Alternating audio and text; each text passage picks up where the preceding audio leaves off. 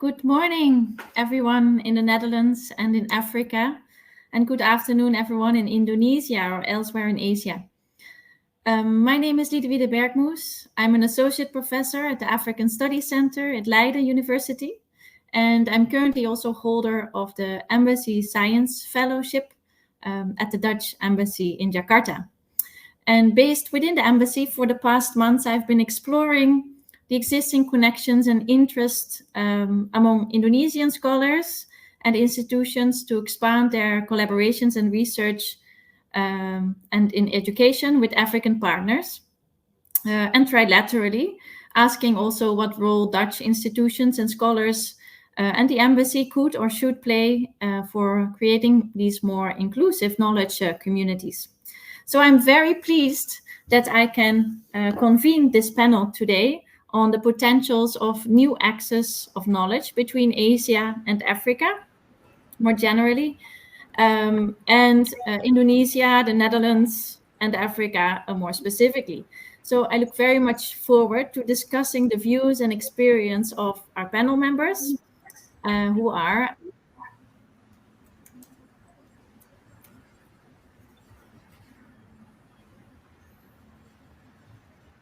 and perhaps trilateral knowledge communities already in the famous Bandung Conference of 1955. I think the path so far, at least from what I've seen in Indonesia, is still fairly untrodden. And as we know, untrodden paths are often much more difficult to navigate than the paths that have been walked many times before us. So therefore, visionaries and pioneers. So let me introduce the speakers one by one, giving each the chance also to share a bit of their experience and background before we delve into some of the more tricky questions and debate issues for debate on challenges and opportunities for these new paths and pathways. So as the first panel member, I would like to introduce Pak Pujo Semedi. He is a professor at the Department of Anthropology at Universitas Gadjah Mada, and his research is focused on rural agricultural, economic and ecological issues. And he carried out fieldwork among fishers and farmers in Java, Kalimantan, and also in South Germany.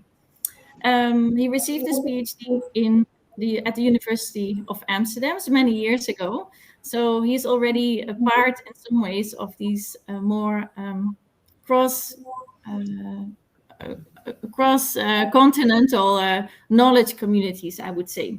So Pak Pujo, can you tell us briefly why and how at UGM, the most renowned university in Indonesia, one of the most renowned, how you are developing research and collaborations with Africa? What are some of the experiences from which you can draw? Okay, thanks, Liedewide. So first, there's our contact with African universities start sometime in 2014 and then continued again in 2017 when I had a meeting in Dar es Salaam with colleagues from African universities and also from the Netherlands.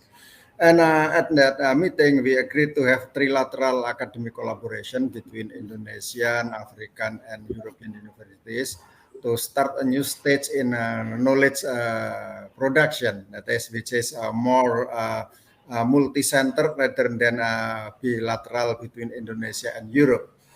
And then, UGM has been active in inviting African students, graduate and postgrad, to do research on Indonesian society and also to take their master and PhD degree in Indonesian universities.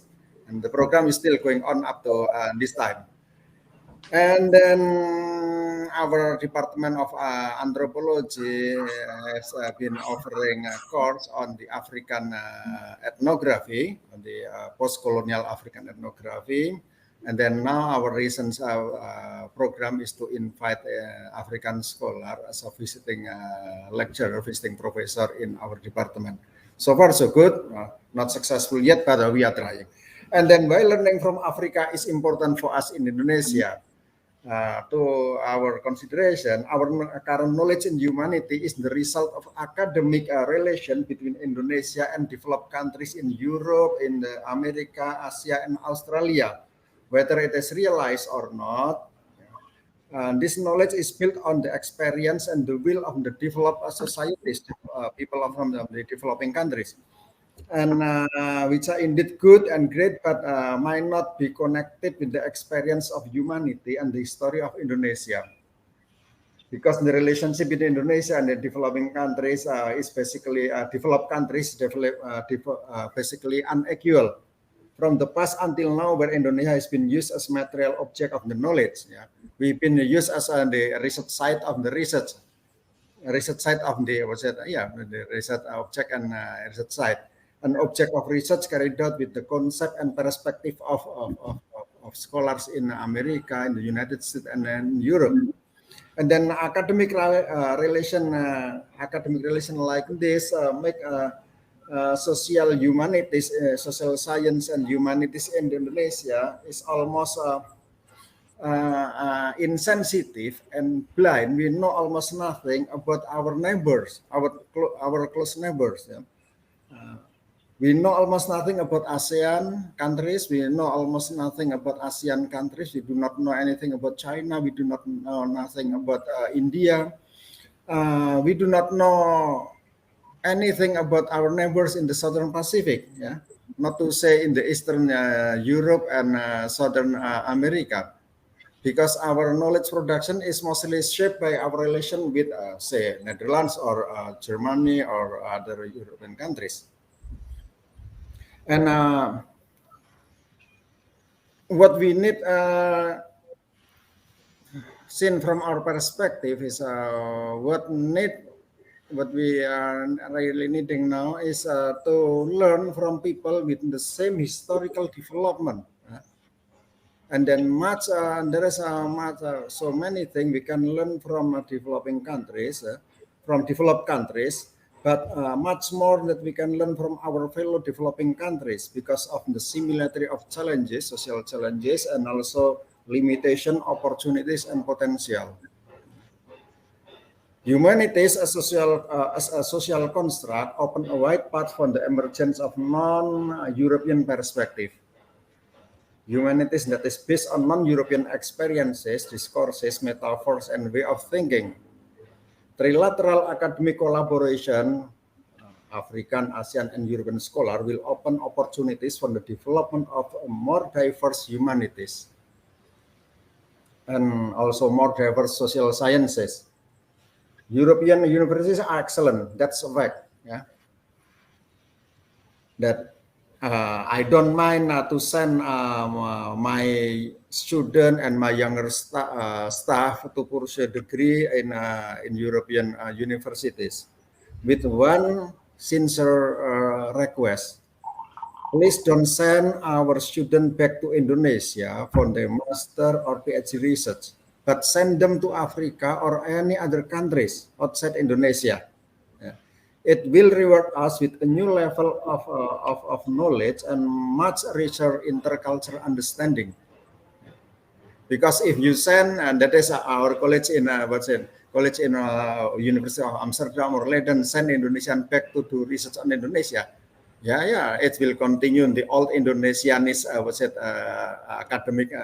academic relation, but will not widen our understanding on the human societies on the global level.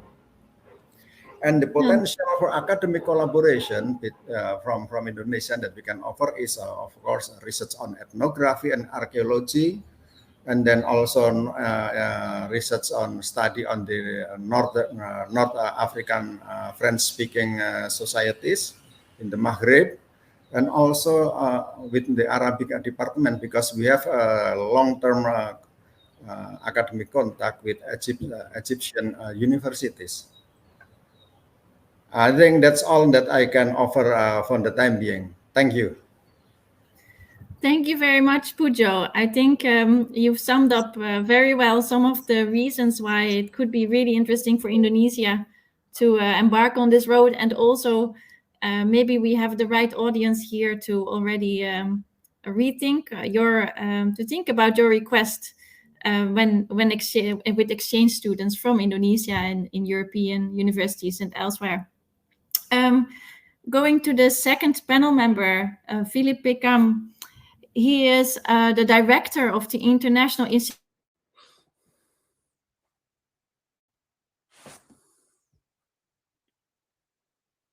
I don't hear anything. Various programs. And one of the programs is the transnational program Humanities Across Borders, Asia, Africa, Asia and Africa in the World. So, Philip, can you tell us a little bit more about how it compared in other African countries? Other Asian countries, Asia Connections and Africa Studies is taking shape. Is it similar to what Pujo has just been introducing about Indonesia? Thank you, Ludovic, and good morning, good afternoon to everybody. I could say, first of all, just to mention that I'm attached to the International Institute for Asian Studies, which is also located in Leiden at Leiden University. And our institute is very much working as a kind of a global platform facilitating exchanges between Asia and Asia-related scholars in the world. So, as Ludovic mentioned, basically we are very much interested in the trend of knowledge production process, as I think Prof. Pujo mentioned, when it comes to Africa, Asia. And we began in 2012 by facilitating a dialogue, which will be, I would say, humanistically grounded between scholars of Africa and Asia. And we call it Africa-Asia, a new access of knowledge. And colleagues such as my colleague Maike, who is here with us, but also colleagues from UGM, Professor Bambang Purwanto was part of this discussion. And it was very important because this meeting, which managed to, I think, to comprise people from very different parts of Asia and Africa, were able to somehow devise a roadmap which would really enhance and facilitate this idea of a multi-centered knowledge production process that Professor Pujo mentioned, and especially facilitating the autonomization of an Africa-Asia platform of exchange, with the facilitation and eventually also to the benefit, including for northern players. So I could say basically that, to answer your question, Ludovic, in the context of this initiative, that yes, of course, there is an elephant in the room, in a sense that China has had for many years, for a long time, I think a very well-structured strategy to build capacities for its own academic community on Africa. And now maybe it's a bit old news, but back 7-8 years ago, I understand that there were 30 universities in China who received central government funding to promote knowledge on different parts and different aspects of Africa. So this is a very systematic process, which has led to a lot of bilateral connections between China and African counterparts. There's a fund of exchange called FOCAC, Fund for Academic Exchange, which is over $1 billion per year. So this is serious. And the issue was, from the start, from our colleagues from Africa and from Asia, which was, this is a welcoming development, but it should not be turned into another mode of hegemonic interaction. And therefore, African colleagues and Asian, which are not just Chinese players, including countries like Indonesia and Southeast Asia, should build their own capacities to be able to engage with one another and to avoid, again, being sidelined in this process. So this is where this Africa-Asia New Access of Knowledge initiative really took its roots. And there've been a number of steps and number of progresses made in relation for the it was the 60th anniversary of the Bandung Afro-Asian Conference. We should really stress it was called Afro-Asian Conference. We helped organize the first big Africa-Asia conference in Ghana, which was a huge success. I think there was about 400 plus participants from very different backgrounds and countries. And what was interesting was at that time, the Chinese central authorities boycotted our initiatives and didn't fund our Chinese counterparts. So in fact, we had to raise money, including from countries like Taiwan or Korea, to support some of our Chinese colleagues to join the conference, ironically. But interesting enough, they realized they made a mistake, and the Chinese ambassador in Ghana took part in most of the events. She was she realized it was important to be there. So we really instilled, I think, an inclusive process of exchange between Africa and Asia. And I think it's a process that is bearing fruits. As a result of this conference, the University of Ghana established its first Center for Asian Studies, the first African really based center of such. 3 years later, we held another conference of that kind, same kind, in Dar es Salaam with the University of Dar es Salaam, which was also a very successful conference. There was about almost 600 participants. And each time some parts of Africa or some topics that were not covered in the first one came in. So for instance, there was a strong Central Asia, Africa component, Southeast Asia, Africa component. So this new, also the Maghreb was more represented. And we are working towards we had, of course, the problems with COVID. We're working towards the organization of the third big event in Senegal next year. It's again with our partners in University of Gaston Berger in Senegal. So we are, and that's again following the plans that were laid out back in Zambia in 2012, which stipulated first to start with Ghana for historical reason, then East Africa, Tanzania, Indian Ocean region. Then the next one will be in Francophone West Africa, so Senegal. So this is where we are. And then I would just conclude to say that there are very encouraging developments taking place in a number of countries. Right now, as I'm speaking, we have a visit from our colleagues from Thailand, from the University of Kasetsart, that have developed Asia-Africa Center. The Kasetsart University, which is predominantly an agriculture university, has a long history of collaboration with African counterparts. And also we have colleagues from Erlangga University from Indonesia who are also very much involved in this as part of their Indian Ocean focus. And one of them is doing his PhD in Leiden, working on these Indian Ocean connections. So just to say that I can go more into details later on, but there are major undertakings taking place right now.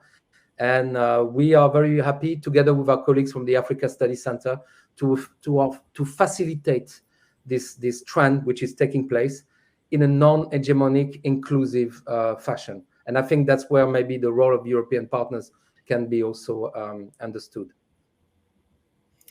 Thank you so much, Philippe. Really promising developments indeed that you mentioned, and at the same time pointing to one of the reasons of why these discussions and new ways of connecting are important for maybe everybody in the world, and also showing how knowledge is not just knowledge, but very much connected to also debates of bilateral economic and political relations.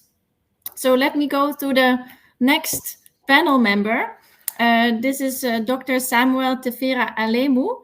He is assistant professor at the Center for African and Asian Studies at the College of Social Sciences in Addis Ababa University in Ethiopia.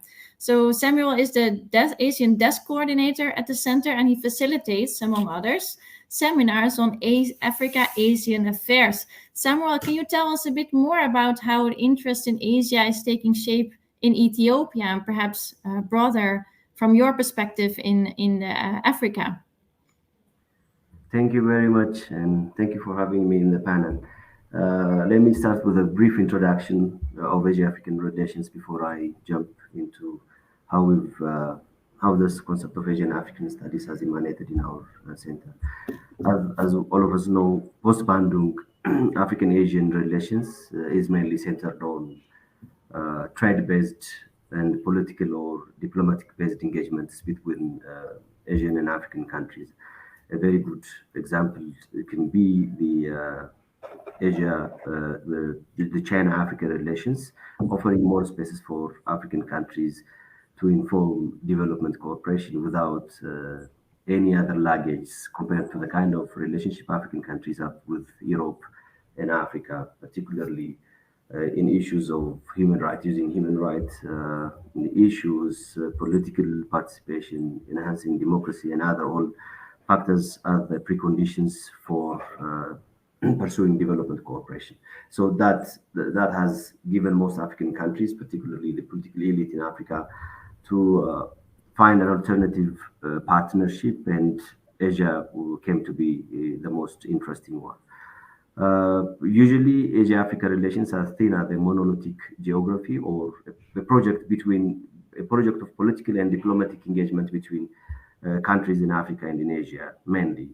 But to me and to my other colleagues in the center, we believe that Asia-Africa should be taken as a framework for critical knowledge production.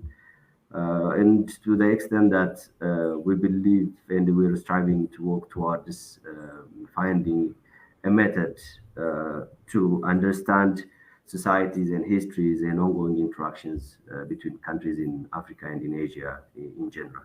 So these made the premises, I would say, for the establishment of first the Institute of African Studies in 2007, and later, given that the interactions between Asia and Africa were increasing, with the request coming from the Ministry of Foreign Affairs, the Middle East section, the West Asian section was added, and later it evolved to be at the Center for African and Asian Studies. Now, we offer programs, PhD and master's programs in African and African studies and Middle Eastern studies, but our focus on Asia is not going very well, I would say, as compared to what's happening in the rest of the world, particularly listening to the other two previous speakers. I had an opportunity actually to join the Dar es Salaam Conference on Africa-Asia Studies. That was wonderful, well organized, which also gave us some imperatives to learn and to expand more on our part of the Asian Studies program. Although things are not going very well as we have planned, we still haven't managed to open a program, a master's or a PhD program in Asian Studies, but we are studying, we're conducting a need assessment to continue on that line because the interest is there. In terms of collaboration, we do have strong collaborations with the Graduate School of Asian and African Area Studies in Kyoto University, which I have obtained my master's and PhD degrees as well. So we have Indonesia, we have China, we have India coming in and out. But compared to building a very strong curriculum in that regard, is still a project at hand. But as I have mentioned earlier, Asia Africa should be taken as a generative setting for critical theory. That is our fundamental and strong belief in the center, and we're forging for more collaboration on that line. So to shape these courses on the ground, we've been conducting a number of seminars on Asian studies, inviting prominent scholars and people in government from countries across Southeast Asia and North Asia. We have that culture. We have student exchange programs, staff exchange programs, particularly between Kyoto University in Japan and also some other universities. It's not like done on regular and sustainable basis, but we have also some collaborations in Indonesia and in India. but we are looking forward to expand that networking and collaboration so that we inform more processes, particularly more developments in the area of development, cooperation, investment, and business between Africa and Asia. The demand is there. Like, we have a huge Asian presence in Africa. That's very clear. But we wanted to study the basis for that. We need to conduct more research, more studies. We need to bring more outputs and findings to shape those discourses so that we achieve Asia Africa from being a monolithic geographical manifestation into something that is research inspired to understand past and present relationships. That's where we are. Thank you. Thank you so much, Samuel, for sharing these perspectives. They're critically important, and I'm curious to hear more about that after I introduce also the next panel member, Maaike Kaag. She's professor in anthropology of Islam in Africa and its diaspora at the University of Amsterdam, and a senior researcher working on the political anthropology of Africa's global connection at the African Studies Center Leiden, where she is my colleague. And she did her PhD on land use and social change in Senegal. Her current research focuses primarily on African transnational relations, including land issues, transnational Islamic charities, and engagements with its diaspora. Maaike, can you tell us how do Asia-Africa connections inform your work about Africa in the world and African Islam? Your sound, maybe. Sorry, yes. A good day, everyone, and thank you for this opportunity to exchange with all these interesting colleagues. Well, first of all, because I'm based in the African Studies Center, normally African Studies is very much focused on what's happening in Africa itself. But of course, what's happening in Africa is also very much related and influenced by what's happening elsewhere in the world, and also what's happening in Africa has an influence on what happens elsewhere. And I think it's very good to take that into account. And I think it changes African studies to really, if you really give attention to this more explicitly.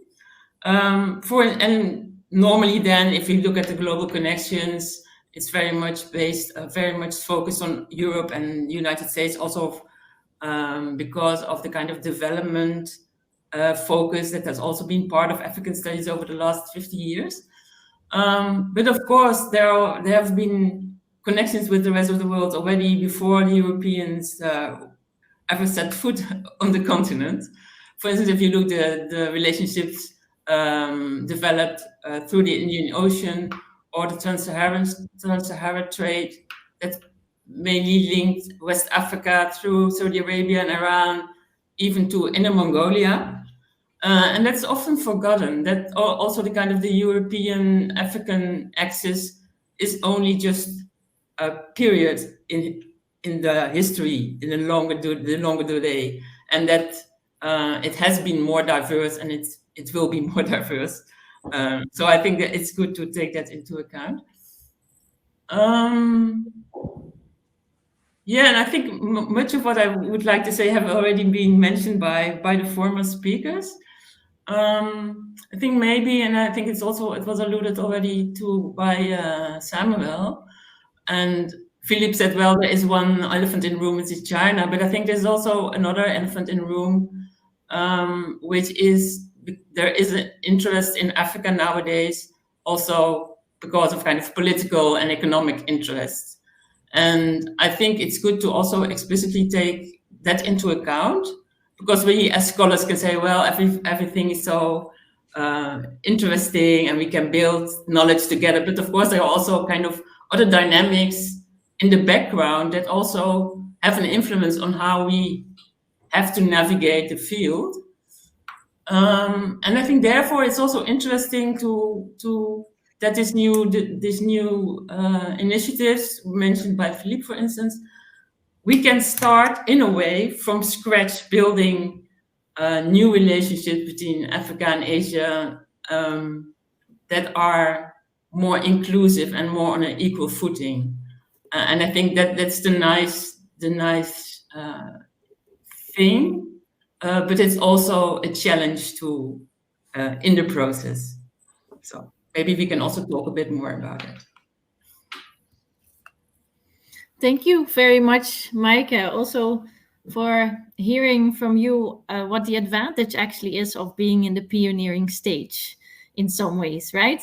I mean, even though there is a long history to it, there's still so much that can be developed now that there's perhaps a lot of opportunity to do it in an inclusive way, a more inclusive way than some of the relations have shaped in the recent past. Let me go to the final panel member, Pak Fajar Ibnu Tufail, the Director of Area Studies in Indonesia with both Asia and Africa Studies. And he's working, he's my apologies. He's working at the Indonesian National Research and Innovation Agency, BRIN, called short in Indonesia. And he received his PhD at the University of Wisconsin-Madison. He's an anthropologist by training, but his research areas of expertise are quite diverse, including digital heritage, digital game, disaster humanities, and maritime anthropology. And I'm wondering, with both Africa and Asia studies within your institute, how do you see the future of interconnections between these two different parts of your institute and these different networks? How do you see that in the future? Yes, thank you, Lide. Good morning, everybody, and good afternoon. Probably before I answer that questions, and I have to kind of tell us a bit story of my center. That this story also connected to the answer to the questions. It's that actually what is really interesting that this research center for area studies, what we call it in Indonesia, Pusat Riset Kewilayahan, it's actually coming or was kind of thrown into the already ongoing critiques to our area studies. So we were established in 2001, and at that time there had been a lot of critics of area studies, coming from post-colonial perspective and so forth. So actually, what we understand as area studies in 1950s, as part of the U.S. geopolitical interests at that time, was under very severe attacks, and then during that time that the center was established. So then this poses another question: is how to do area studies in this kind of critical time? So what we try to understand is kind of what we try to do is kind of balancing the notion of area studies, which is focused on the concept of the area, like as Japanese studies, Southeast Asian studies, African studies, and so forth. But at the same time, also acknowledging the kind of a new trend of transnationalism, globalization, and so forth. So what we do in our research center is actually trying to balance this. You have to do also to be able to talk to this this kind of area studies folk, and at the same time you also have to talk to the more kind of contemporary approach of area studies, emphasizing the transnational connection and so forth, and also for example, like the notion of global planetary context. So then that's why what we do in our research center is try to come up with some kind of a perspective, some kind of a method, and how to do the area studies without necessarily leaving behind that kind of a more classical way of area studies, and also, but at the same time addressing the new direction of area studies. So that's why one of the things that we are trying to do in our centers in terms of experimental approach is to come up with the idea of the method. So I would like to explain that this is not the method that what we understand as commonly as the technique of data gathering, but a kind of method. It's something that goes along what the Japanese scholar Takeuchi Yoshimi said. This, as kind of ACS method, and then we try to adopt that kind of a perspective, and to talk about this the emergence state of awareness of the continuous process of meaning making that take place among and between communities. So this is something that we try to develop in our center, and then in that sense, then we are taking, for example, not Africa, not Asia, but in it kind of more wider context of the South. So what we do in our center with the area studies, African studies, and also European studies and Asian studies is to come up with the idea of the South as method. So this is something that quite for me, for us, some of us, is quite experimental, and then we try to come up with some question. For example, like how do we open conversation about Indonesia Africa relation as South-South relation that takes place beyond the political diplomatic areas. And the other question, for example, like what would be the best way to include the South in the conversation as a social emerging category that can be incorporated both as a critic and as a platform for academic interaction and exchange between scholars. So this is it's kind of a stepping ground for our center to do the more kind of investigating the different kind of platform and different kind of programs in which the notion of the South is emerging.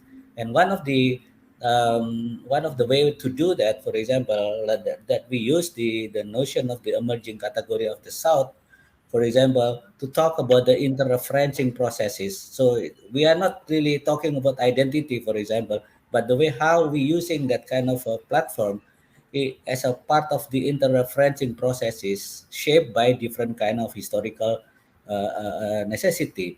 And two things that we've been developing with regard to the African studies in our center is that the framework of capitalocene and also the framework of Anthropocene. So this is two platforms that enable us to talk about the South as not only the kind of what I call the structuring processes, but also the pluralizing processes.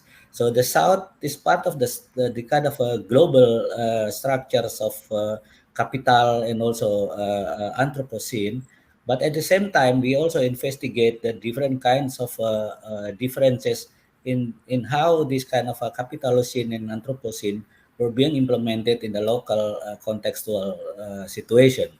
So this is, I think, one way of trying to bridge this notion of the what we call the classical area studies in the 1970s. You come up with some kind of country studies or regional studies with the new trend of area studies emphasizing more kind of transnational processes, interconnection, planetary problem, and so forth.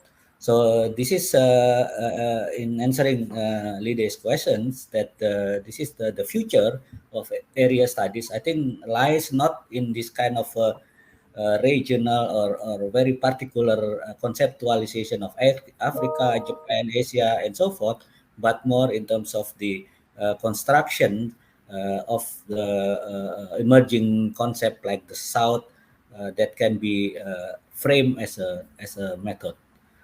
Thank you, Lydia. Thank you so much, Fajar, for these also visionary ideas on where even area studies should go through and how it should be conceptualized. I hear various also mentioning how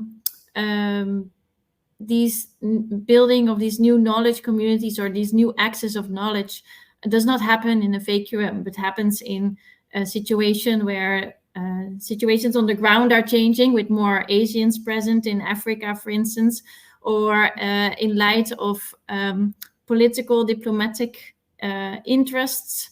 And I'm wondering, in these, and where in the past we have seen how relations between different parts of the world have very much shaped knowledge production, as Papujo also emphasized. How do you see that these global inequalities affect now our research communities, and how can we as research communities, members of research communities, can we actually change this? Can we change some of these inequalities in the way we build these knowledge communities, or is it first the diplomatic and economic interests that come and the knowledge follows after? Or do we have, as scholars and members of knowledge communities, ways to actually shape these global inequalities to make them more diverse, less hegemonic, more inclusive?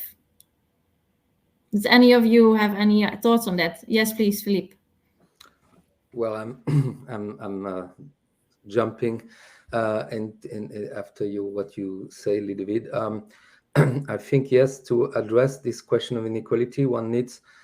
I totally take all the points made about methodology and reframing the approach to area studies or to interregional, knowledge exchange. But of course, there are, as I think Mike mentioned, there's another elephant in the room, which is obviously first of all the centrality of the methodological approaches and points that derive from the Western dominance in the academic discourse in general, which itself somehow we could relate to self-interested framework, and that include, of course, the focus on economy, on extraction, etc.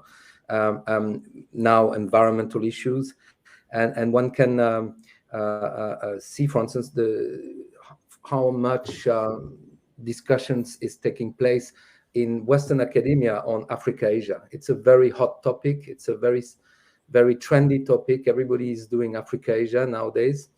But the point is, how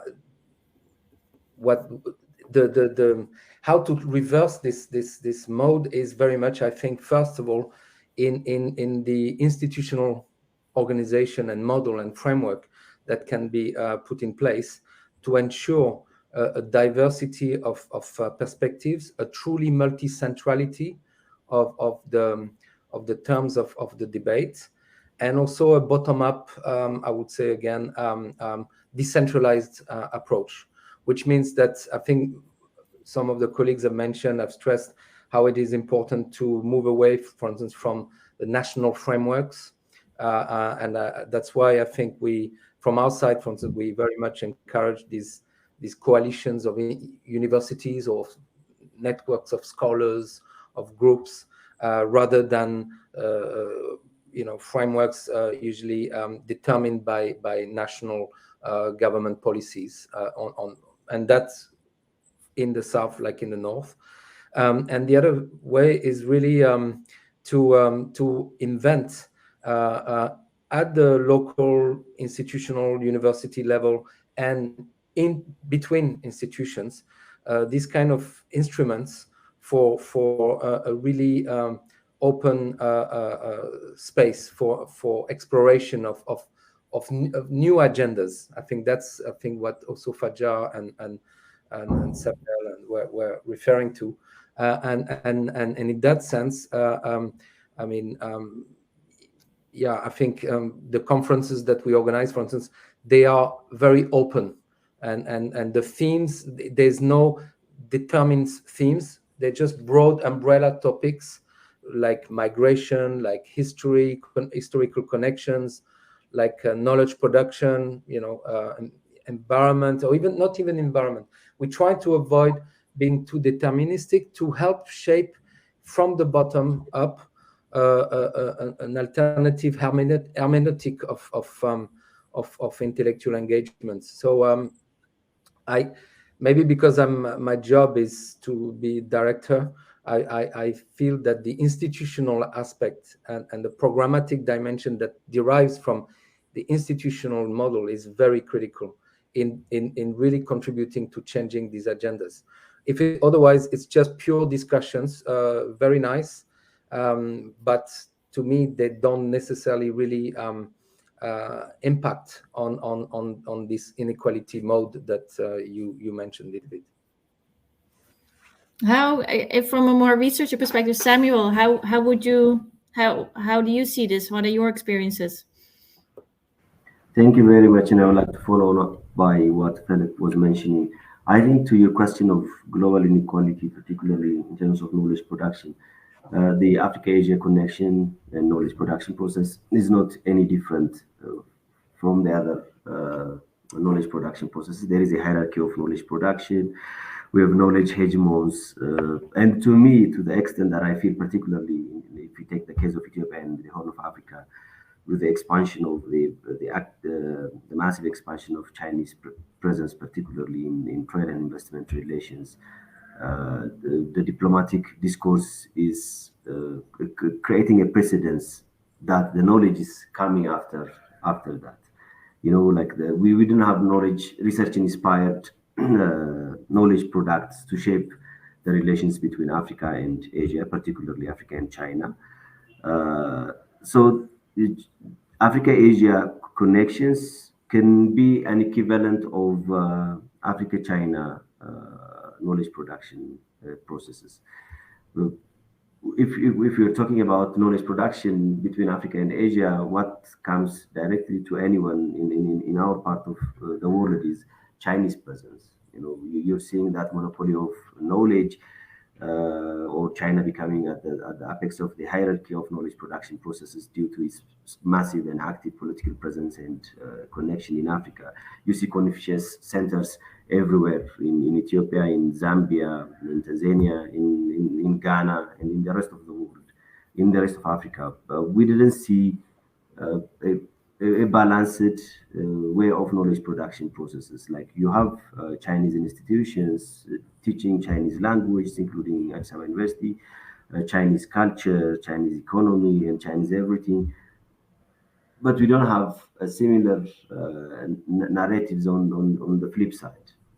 So this imbalance has continued. And on the other hand, other Asian countries like India or Indonesia, who have also very active and strong relations with African countries, are not investing in knowledge production systems, and the level of investment they put into it is much less than the level of investment and interaction Chinese are advancing. So Chinese presence in Africa is equally and parallelly going in the knowledge production process, as well as on the political and investment areas.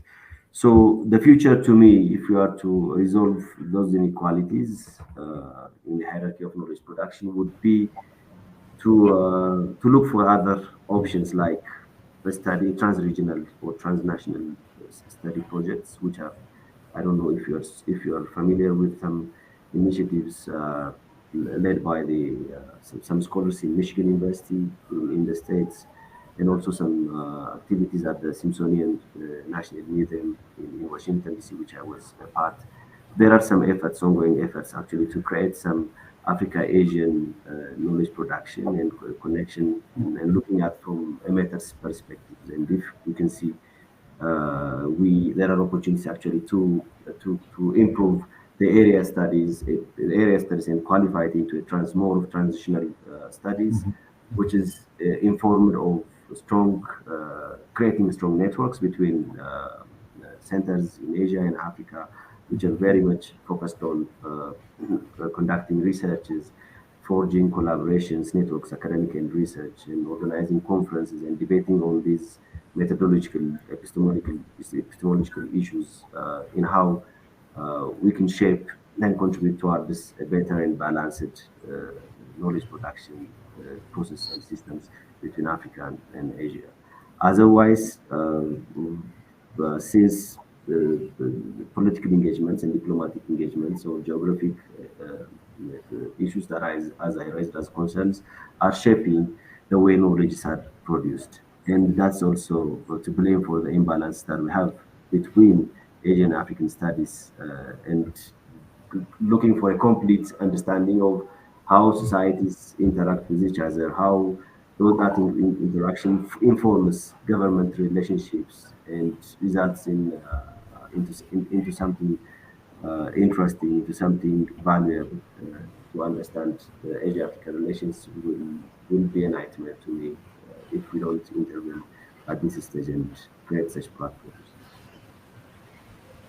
Thank you, Samuel, for this very also a bit frightening perspective that could be a future. But Papujo, what you wanted to respond to this? What is the perspective from your side? That is talking about the multi-centralities and decentralized global knowledge production. I think we can play, I would say, on this game either as a big game, that is a big league, or a little league, game. That is in a big game, bigger plan, then we involve big support funding from the governments, and then it must involve also the interest on each government. But at a little level, there is a little game, little plane. It is basically related to the research interest of each researcher and each scholars, and is much more manageable. That is let every scholar using their available funding, available facilities in their own institution, developing collaboration and research with whoever partner they have in Africa, in Europe, in Indonesia. Then they start conducting their own research, following their own research interest and the research question. It is much more. It is less coordinated, less well coordinated, but it gives us a bigger opportunity for variation, and it is much more manageable considering the limitation of our human resource and financial resource. But if there is we said financial support from government, which is a big that's also good.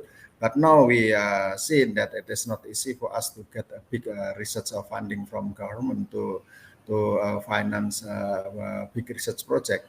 So from my perspective, from my consideration, it is much more feasible to conduct this multi-centrality, decentralized global knowledge production as a more personal, individual contact between Samuel in Addis Ababa with me in Jogja, or with Philip in Leiden, just like that. So the contact the relation is much more personal, based on the mutual trust, and because we work together because we are friends, and that is the concept.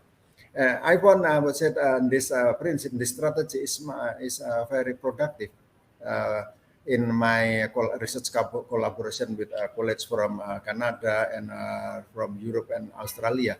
And I think this is also possible to develop the same strategy with African colleagues. Thank you. Thank you so much for that contribution. I was wondering, Pafaja, you are also the director of an institute. What are your reflections on Philip's suggestion that we kind of need an institutional environment? And Papujo gives an alternative, more working on outside these frameworks and national, but also institutional, through more personal connections. But from your perspective as a director, how do you see this could feed or take shape within your institute? Yes, thank you. I completely agree with what Philip and Pak Pujo already said in terms of the institutional dimension and also the personal connection.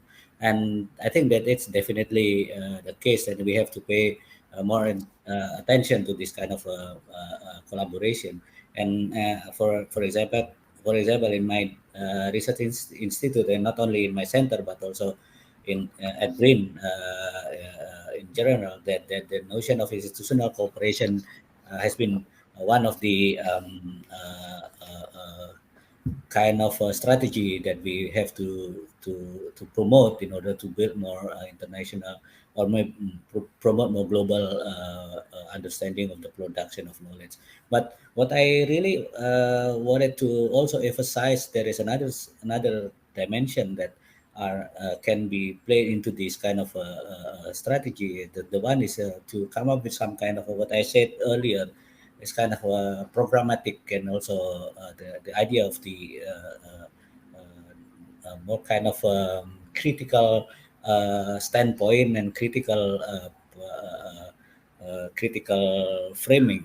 So what I therefore, for example, in talking about the global inequality, let me give you an example, like for example, the question of Anthropocene.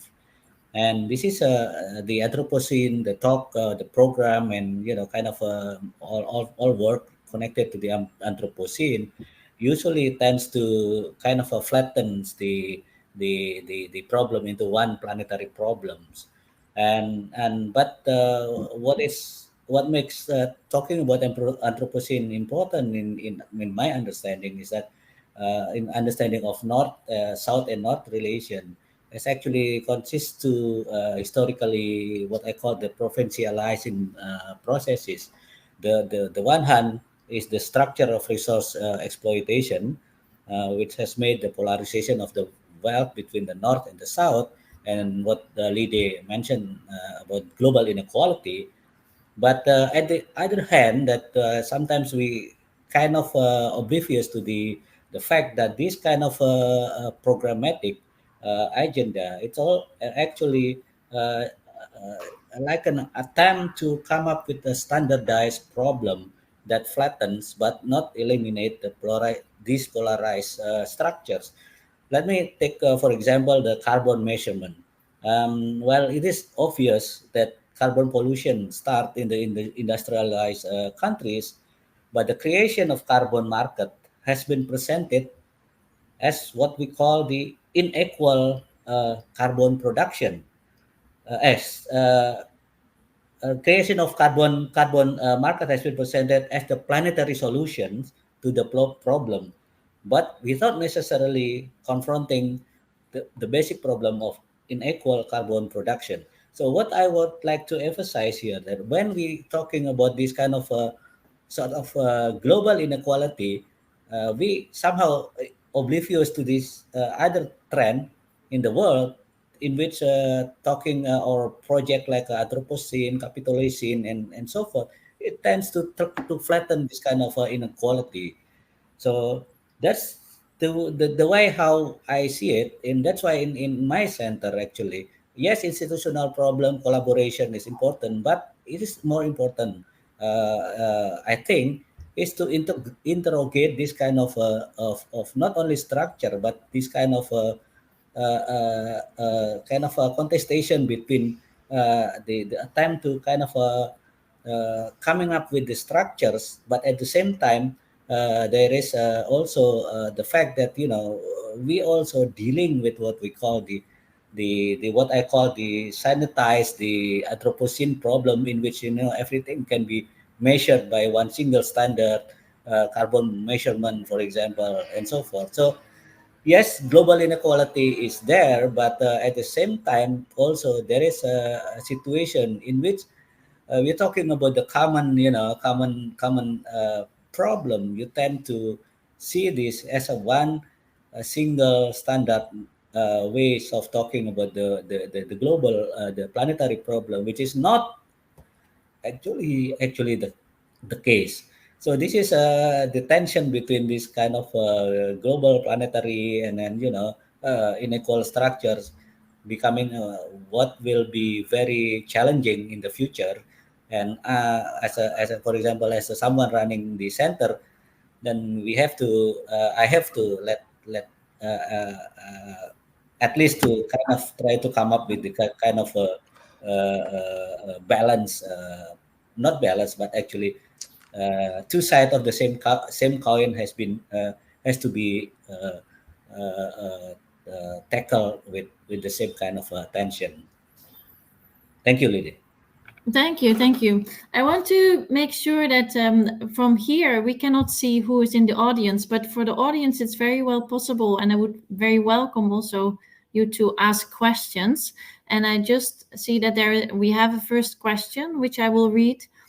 The European Union has a close relationship with the African Union, as well as a strategic partnership with ASEAN, the Association for Southeast Asian Nations.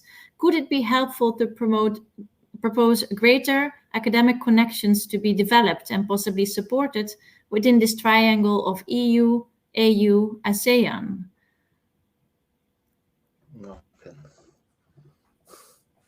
Can I? And so for very much maybe from the institutional perspective, Philippe can respond maybe to this question.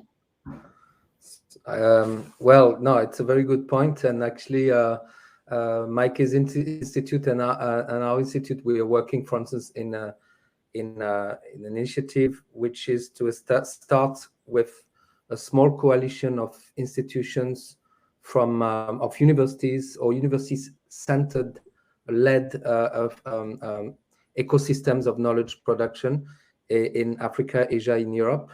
And because we think very much that, yes, what wasn't discussed really so far today is how this new trend, this new process of a better embrace of a South-South or Africa-Asia intellectual exchange process, what it is its potential impact in places like Europe.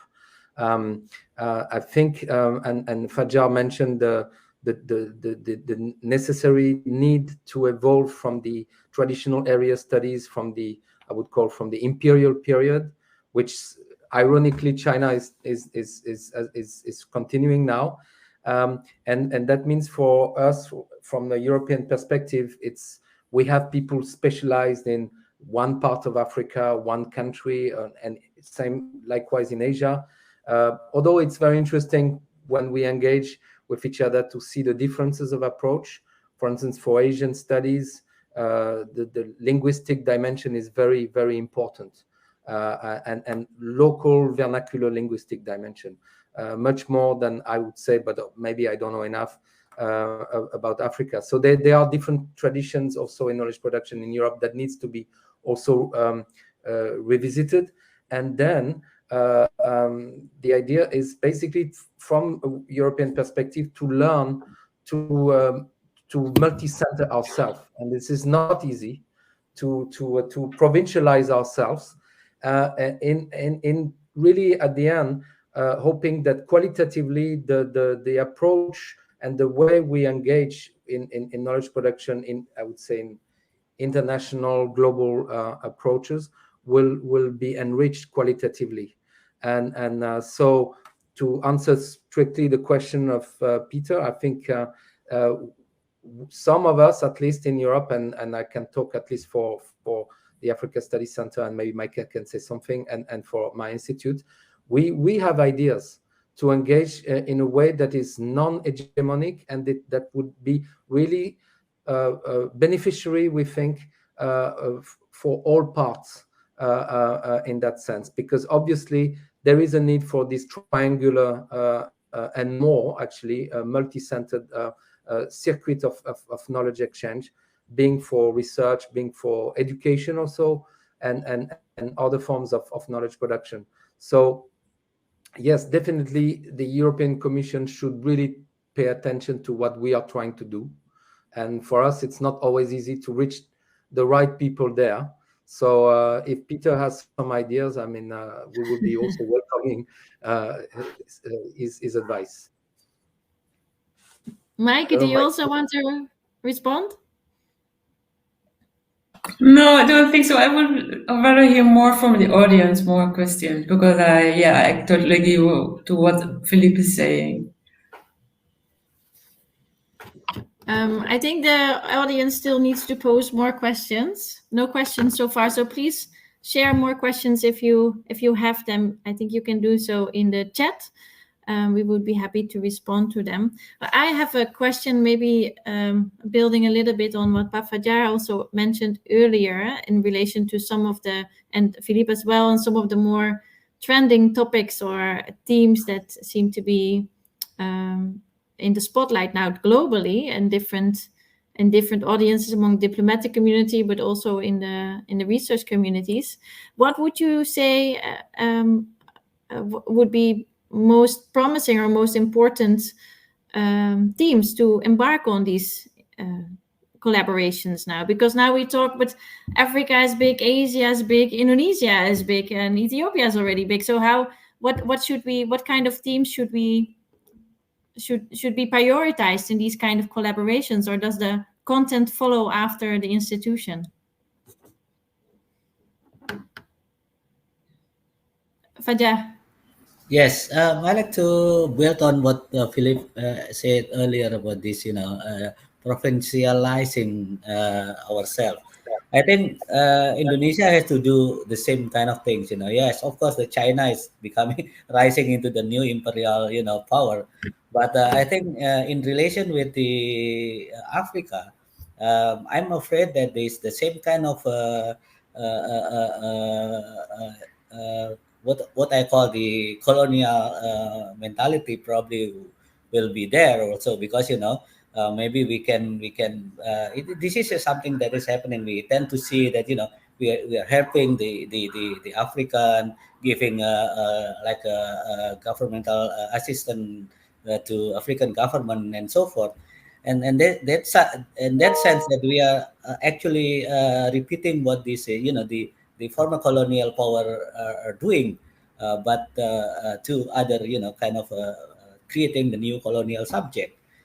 This is something that, maybe Pak Pujo and also other colleagues, we need to be also careful not to fall into the same kind of trap in terms of, building the new interest, the new collaborative program between Indonesia and Africa, for example. So that is what I would like to say. Not necessarily answering your question, Dede, but something that I think it's very important. Thank you. We are almost nearing the end. I wanted to get back briefly on something that Samuel mentioned at the very beginning of what they are doing at their center with their seminars, also trying to impact or affect the discourse. What would be the role, would you say, for scholars, or how could they actually impact those discourses? Should we organize more seminars, online seminars, or how should we? In what ways could we more effectively contribute to changing discourses and perspective? Can we actually? Are we in the position to, or should we work together with artists and singers, popular singers, for instance? Papujo, I see you nodding. Do you want to respond? And that is for collaboration. That is online seminar and conference is good, but I will be very happy if someone visit us in Indonesia, and that's more direct and more face to face. Yeah, and then singer, artist is also good. Good alternative for us to build the intercultural understanding. Yeah. And it is not only Indonesia, Africa, but also Indonesia, Africa, Europe. So so there is the triangle or four angel of relation rather than. But face to face and more personal contact. That just visit us and then visit us in Indonesia, and we will visit you in Africa. It will be a good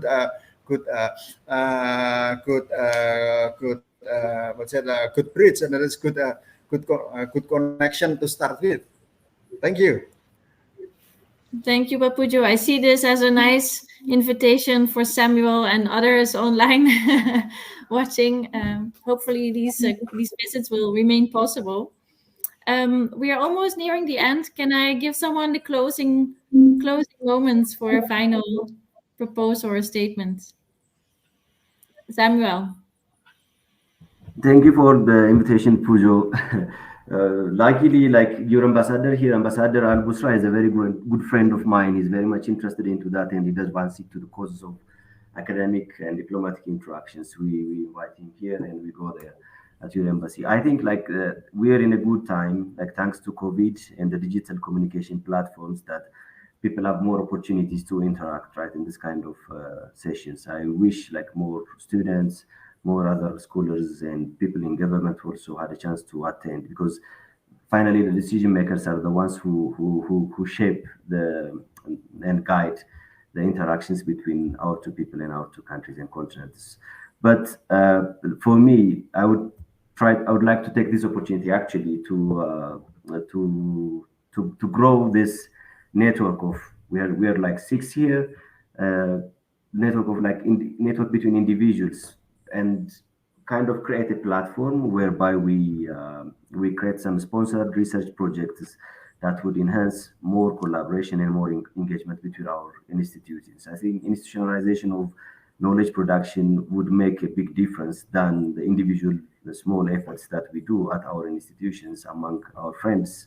I have many more connections between countries and between scholars in different countries, but in order for that collaboration to bear fruit, it should be institutionalized. So we need to learn what's going on in the Netherlands, what's going on in Indonesia, what's going on in Japan and in Southeast Asia, to shape the academic discourses and to learn more from one another. So the seminars that we conduct currently are taking that into account, of like learning from who else does what in the rest of the world.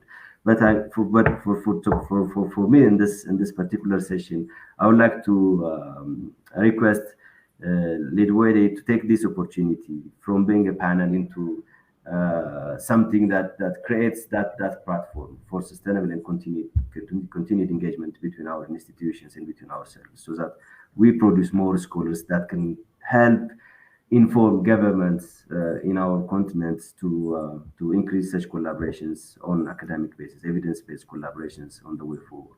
Thank you. Thank you, Samuel. I will definitely follow up on your suggestion. Philippe, did I see your hand for a final thought? Yeah, no, I just wanted to follow on what Samuel was and Pujo were mentioning, just to stress that this platform, these conferences that we try to organize every 3 years as part of this Asia-Africa New Access of Knowledge framework, or when we have this big ICAS convention that travel a bit, International Convention for Asia Scholars. The next one will be in Vietnam in 24, early 24, we hope, in Senegal. These are, I think, very good spaces because, yes, online discussions are good. And I take also what Pujo was saying earlier. It's important to build friendship, also to meet properly in context. And when Pujo, you say, please come to Indonesia, it's, of course, it makes a full difference if we are in context and we can really know each other, you know, in a proper place. So these events are some of them, but they are very difficult, logistically speaking, to organize. So I think, yes, if we can coordinate ourselves and try to systematically maybe post information of what we are doing respectively, I think that would be already a great start. Thank you so much. And I fear we have come to the end of this panel, although I feel that it's the beginning of a longer conversation. And I will definitely reach out to you, but also in the audience, if people want to be interested in the follow-up, please let me know. I think my contact details can be easily found on the website of Winner. And I hope to, I really hope that this is just one step in the path that we are treading together. So many thanks, and see you maybe in the other panels. Thank you. Thank you. Thank you.